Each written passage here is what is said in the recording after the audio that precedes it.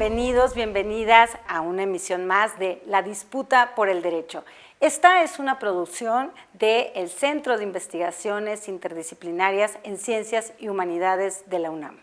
Hoy estamos en una emisión más en donde vamos a hablar sobre la elección judicial y tenemos a una muy grata y muy querida y admirada invitada. Ella es la doctora Erika Liliana López López. Ella es mexicana, doctora en Ciencias Políticas y Sociales con orientación sociológica por la Facultad de Ciencias Políticas de la UNAM. Desde 2006 ha sido profesora de la División de Estudios de Posgrado de la Facultad de Derecho de la UNAM y de octubre de 2022 a octubre de 2024 fue investigadora CONACYT del Consejo Nacional de Humanidades, Ciencias y Tecnología. Actualmente es profesora investigadora de la Universidad Autónoma de la Ciudad de México, UACM, en la Academia de Derecho Plantel Cuautepec. Es integrante del Comité Investigador del Grupo de Investigaciones en Antropología Social y Forense, GIASF, y del Grupo de Trabajo Pensamiento Jurídico Crítico y Conflictos Sociopolíticos de Claxo. Su investigación se ha enfocado en las intersecciones entre derecho, violencia y género. Sus temáticas de interés son género y violencia, graves violaciones de derechos, particularmente desaparición forzada, feminicidio y tortura, pluralismo jurídico, los derechos de los pueblos indígenas y los estudios críticos del derecho. Como ven, tenemos a una maravillosa invitada el día de hoy para conversar sobre la elección judicial. Bienvenida, Liliana, al programa. Muchas gracias, Aleida. Muchas gracias al SAGE. Es un gusto estar aquí en casa. Pues bien, sí, bienvenida otra vez a casa, como lo hemos estado comentando. Pues estamos en este contexto de la elección judicial que va a ser en nuestro país el 1 de junio, Liliana. Como todas y todos sabemos, vamos a elegir personas juzgadoras de varios niveles del Poder Judicial para la Suprema Corte de Justicia de la Nación, ministros y ministras, magistrados y magistradas del Tribunal de Disciplina Judicial, también de la Sala Superior del Tribunal Electoral del Poder Judicial de la Federación, de las salas regionales del Tribunal Electoral del Poder Judicial de la Federación. También vamos a elegir jueces de distrito, magistrados, magistradas de distrito y en 19 entidades vamos a elegir también jueces locales. Entonces estamos ante un gran reto. ¿Qué piensas tú, Liliana, en esta coyuntura? ¿Cuáles son las características, los perfiles que necesitamos que necesita nuestro país de personas juzgadoras? Bueno, pienso que vamos a hacer la carta, yo decía la carta de los reyes, ¿no? Es ambicioso lo que voy a decir, pero me parece que es parte de lo que requeriría pues, una transformación, que es lo que se quiere con la reforma, ¿no? Necesitamos jueces y juezas, personas juzgadoras que tengan claridad del sentido político, del contenido político del derecho. Y con esto no me refiero solamente al elemento electoral, me refiero al papel que puede tener el derecho en contrarrestar las desigualdades, las discriminaciones, las opresiones. En principio. Y para esto, por supuesto que necesitamos entonces a personas juzgadoras que puedan traducir esas necesidades de contrarrestar las desigualdades, la opresión y la injusticia en términos legales. Entonces, por lo tanto, necesitamos personas juzgadoras que estén seriamente, que se tomen en serio los derechos humanos. Y por lo tanto, entonces también en consecuencia, para que se tomen en serio los derechos humanos necesitamos personas juzgadoras que sean inquietas intelectualmente, que estén dispuestas a estarse formando para ampliar sus criterios, para conocer teoría y otros criterios jurisprudenciales, tanto nacionales como también aprender de otros criterios de otros tribunales, de otros países y de instancias del sistema internacional, o sea, interamericano e internacional de derechos humanos. Y necesitamos también personas juzgadoras que estén conscientes, que también tengan sensibilidad social de la problemática, de las problemáticas que atraviesan al país en este momento, que son muchas y profundas. Tenemos pues un problema grave en materia también de derechos humanos. Se habla de una crisis que ya se ha instalado mucho más porque una crisis se habla de un momento, o sea, refiere a un momento de movimiento, de desestructuración, de caos, de un momento extraordinario. Pero en nuestro caso, en el caso de México, esta situación extraordinaria se ha ampliado, ya se ha vuelto se ha establecido, pues. Entonces, esto de que estamos, digamos, de alguna manera instaladas en la crisis. Entonces, necesitamos a personas juzgadoras que sean conscientes, que tengan sensibilidad de esta crisis de derechos humanos, que tiene que ver con formas de violencia de antaño, formas estructurales, que ya me referí a problemas de desigualdad y de opresión e injusticia, pero también tenemos formas actuales de violencias extremas y de graves violaciones.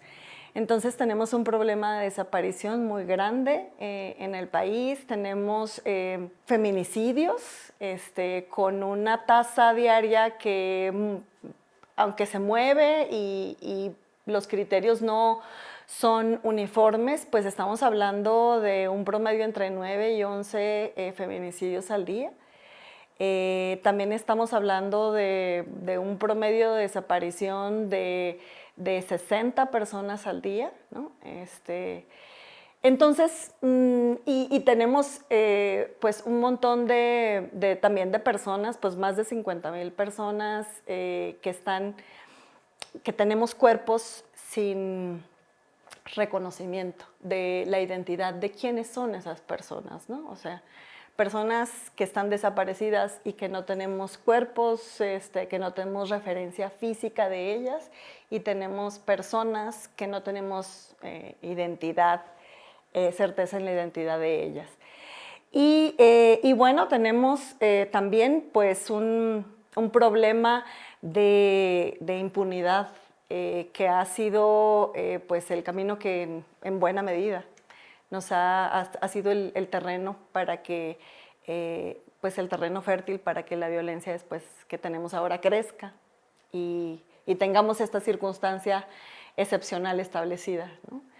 Y ante esas problemáticas tan graves que estás mencionando y que vivimos en nuestro país, ¿cómo podrían los jueces, las juezas, las personas juzgadoras cambiar las cosas? ¿Cómo pueden? ¿Qué tienen que hacer para que ante esas problemáticas puedan dar unas respuestas efectivas, respuestas desde la sensibilidad, respuestas que vayan eliminando la impunidad? ¿Cómo podríamos observar que ellas llegan y quieren cambiar todo eso?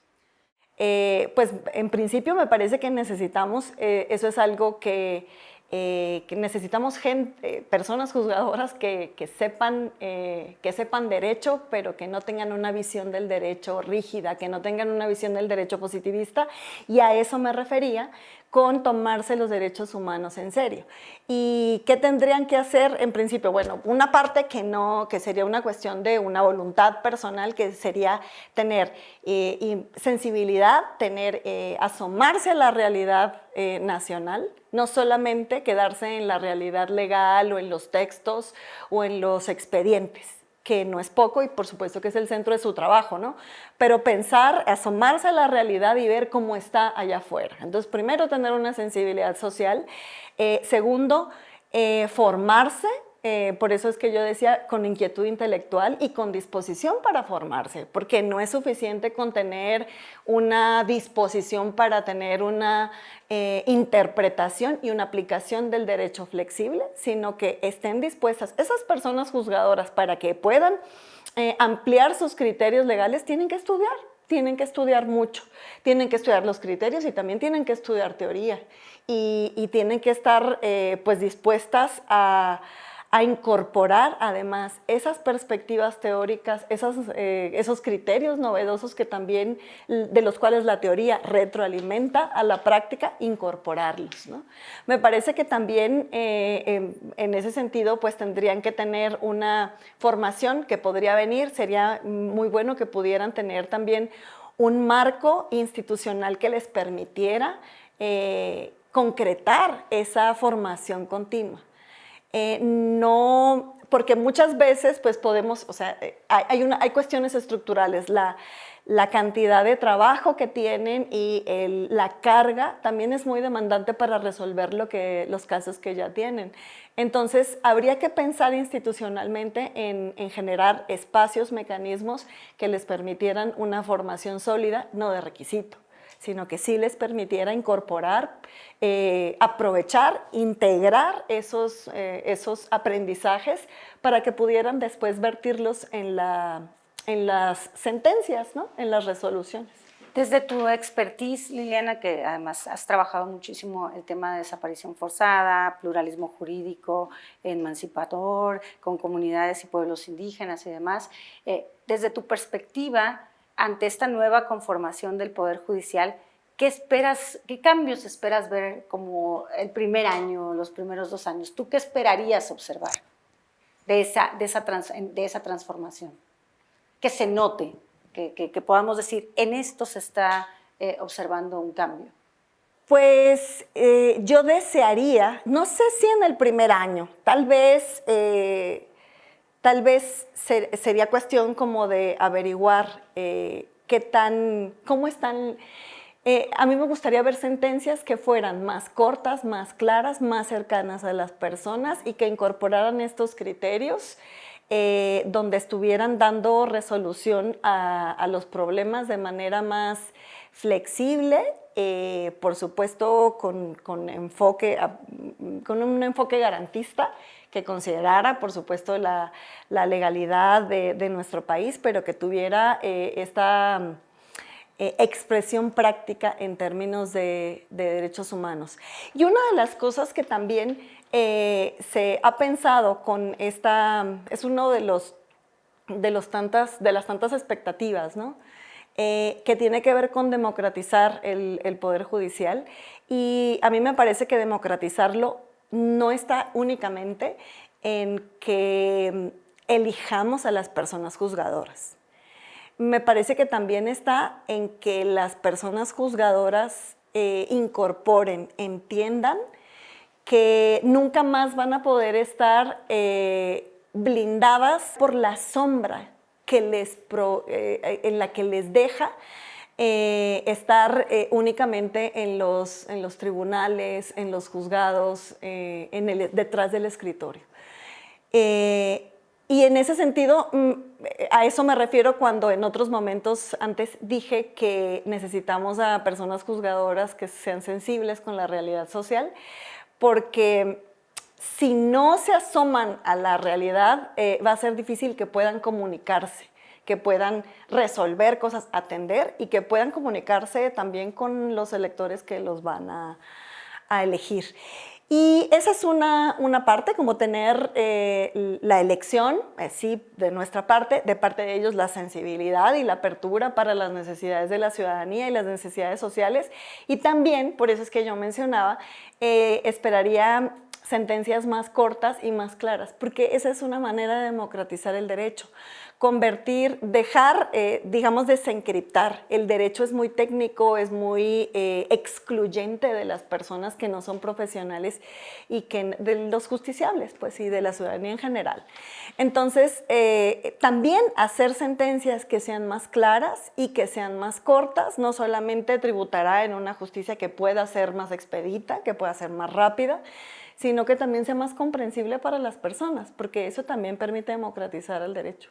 Muy bien, pues muchísimas gracias, Liliana, por tus reflexiones. Ojalá que lo atiendan las personas juzgadoras. Hemos estado haciendo estos programas con la intención de que la ciudadanía escuche, pero también especialmente las personas juzgadoras escuchen ¿Qué es lo que debe transformarse en el Poder Judicial? ¿Cuáles son las expectativas que tenemos de estas nuevas personas que van a llegar al Poder Judicial? ¿Cómo pueden democratizarlo por dentro, no solo con la elección que se va a hacer el 1 de junio, sino todas las dinámicas que se van a tener? Estamos exigiendo que sean unas dinámicas democratizadoras dentro del Poder Judicial y pues en ese sentido, muchísimas gracias Liliana López López, que estuvo aquí con nosotras en este programa. Te agradecemos mucho la asistencia, la presencia y tus reflexiones.